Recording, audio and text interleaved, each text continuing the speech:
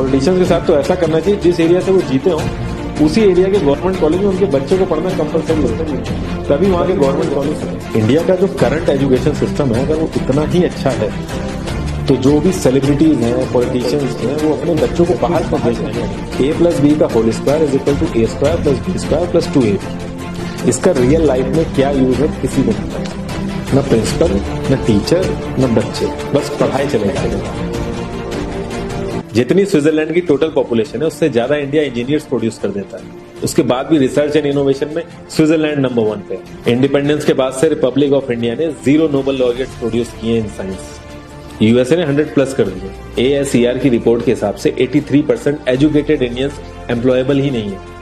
और ये जो सुंदर पिचाई, सत्या नदेला की हम बात करते हैं, इन्होंने भी आगे चल के अपनी एजुकेशन बाहर से ही करी है। और ये सारी चीजें जो मैं बोल रहा हूँ ना, इसका रूट कॉज फाइंड आउट करने के लिए हमें थोड़ा सा पीछे जाना पड़ेगा। जब ब्रिटिशर्स हम पे रूल कर रहे थे तो ईस्ट इंडिया कंपनी के सामने 2 मेजर चैलेंजेस थे। एक, कम्युनिकेशन विद इंडियन, दूसरा वर्कर्स और क्लर्क्स की बहुत जरूरत थी।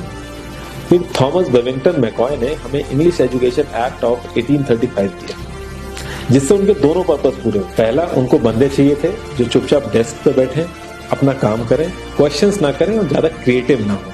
Second, communication in English.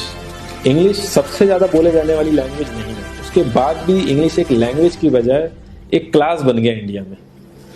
Russia, China, France, ये सब जगह इतना ऑब्सेशन नहीं है इंग्लिश को लेकर जितना इंडिया में है। पुअर कम्युनिकेशन बोला जाता है अगर आपकी इंग्लिश अच्छी नहीं है, जबकि इंग्लिश ना आने का मतलब है कि आपको कोई और लैंग्वेज आती है। 5 साल पुराना iOS भी आज की डेट में आउटडेटेड माना जाता है। लेकिन इतनी इंपॉर्टेंट चीज, हमारा एजुकेशन सिस्टम, आज भी बस थोड़े से चेंजेस के साथ ऐसे ही चल रहा है। हमारे एजुकेशन सिस्टम में रटने का कंपटीशन होता है, जो ज्यादा रट लेता है उसके ज्यादा मार्क्स आते हैं। अब 95% जिसके संस्कृत में आए हैं वो भी संस्कृत नहीं बोल पा रहा है।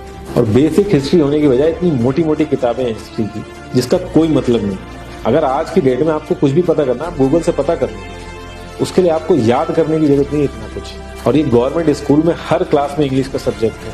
12-12 साल लगाने के बाद भी लोग इंग्लिश नहीं बोल पा रहे हैं। और बिना किसी बुक को पढ़े 5 साल का बच्चा सीख लेता है, क्योंकि उसको वैसा एनवायरनमेंट मिल जाता है। A+B का whole square is equal to A² + B² + 2AB। इसका रियल लाइफ में क्या यूज है किसी को नहीं पता, न प्रिंसिपल, न टीचर, न बच्चे, बस पढ़ाई चले जा रहे। हो सकता है इसका कुछ मतलब हो, लेकिन आप ट्राई करके देखें ना, किसी को नहीं पता। हाँ, 2AB की जगह अगर आपने 3AB बोल दिया तो 4 लोग हंसने वाले मिल जाएंगे आपके ऊपर। किंडरगार्टन में जो बच्चों को सिखाने के लिए टेक्निक यूज होती है वो लाख गुना अच्छी है कॉलेज की वो रटने वाली टेक्निक से। और जिन बच्चों के बहुत ज्यादा नंबर आते हैं, जो वो छुपा छुपा के एग्जाम में लिखते हैं, आप देखोगे जब वो रियल लाइफ में जाते हैं तो ज्यादातर क्रम्बल करते हैं। हर किसी को सेम सिलेबस और सेम चीज सिखाई जाती है बिना उसकी कैपेबिलिटी देखे। और क्रिएटिविटी का तो दूर दूर तक मतलब नहीं होता। अब एक लाइन से आप शेर, मछली, सांप, हाथी सबको लाइन से खड़ा कर दो, उनसे कहो पेड़ पे चढ़ो, उनको तो जिंदगी भर यही लगेगा ना कि वो तो किसी काबिल ही नहीं है। और द्रोणाचार्य ने भी पांडवों को उनकी स्किल सेट के हिसाब से उनको चीजें सिखाई, सबको एक ही चीज नहीं सिखा दी। और हमारे एजुकेशन सिस्टम में ज्यादा ऑप्शंस भी नहीं है। सबसे ऊपर साइंस, फिर कॉमर्स, और सबसे नीचे जाके कहीं नंबर आता है आर्ट्स का। आर्ट लेने वाले को तो लोग इतना हल्के में लेते हैं जैसे वो किसी काम का ही नहीं। हर माँ बाप को तो इंजीनियर या डॉक्टर ही बनाना है। कॉलेज वाले अगर एक्स्ट्रा कोर्स रख भी देते हैं तो माँ बाप एंट्री नहीं कराएंगे, तो वो सारा पैसा बर्बाद होगा कॉलेज का। तो ऑप्शंस कहाँ से आएंगे? और बचपन से ही आपकी ट्रेनिंग स्टार्ट हो जाती है। माँ बाप, भाई बहन, रिलेटिव सब ये समझाते हैं अगर आपके मार्क्स नहीं आए और जॉब नहीं लगी तो आपकी जिंदगी बेकार। और लाइफ की क्रिएटिविटी को आप रखते हो साइड में, और ये अच्छे मार्क्स और अच्छी जॉब पाना आपका सपना बन जाता है। अब ये सपना पूरा हो जाता है तो बहुत बढ़िया है, दूसरे को जेलस फील कराओगे, नीचा फील कराओगे। और इस छोटी सी उम्र में अगर सपना टूट जाता है तो सेल्फ डाउट में आ जाओगे।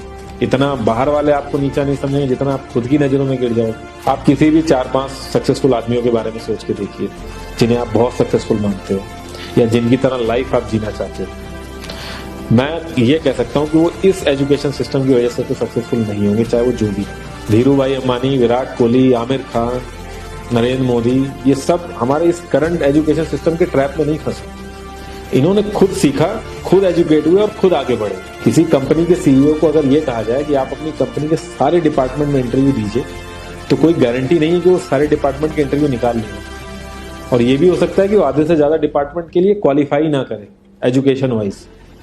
लेकिन वो पूरी कंपनी चला सकता है। तो ये जो एक स्किल है, इसके बारे में बात क्यों नहीं होती? लोग अपनी 25% से ज्यादा जिंदगी इस करंट एजुकेशन सिस्टम में लगा देते हैं ताकि अपने से कम पढ़े लिखे आदमी की कंपनी में जाके उसके सपने पूरे कर सकें। इंडिया का जो करंट एजुकेशन सिस्टम है, अगर वो इतना ही अच्छा है तो जो भी सेलिब्रिटीज हैं, पॉलिटिशियंस हैं, वो अपने बच्चों को बाहर क्यों भेज रहे हैं पढ़ने के लिए? इनफैक्ट पॉलिटिशियंस के साथ तो ऐसा करना चाहिए, जिस एरिया से वो जीते हो उसी एरिया के गवर्नमेंट कॉलेज में उनके बच्चों को पढ़ना कंपलसरी हो जाए, तभी वहां के गवर्नमेंट कॉलेज सुधर सकते हैं। 368 प्यून की जॉब के लिए 1.5 लाख ग्रेजुएट और 24,968 पोस्ट ग्रेजुएट ने अप्लाई किए।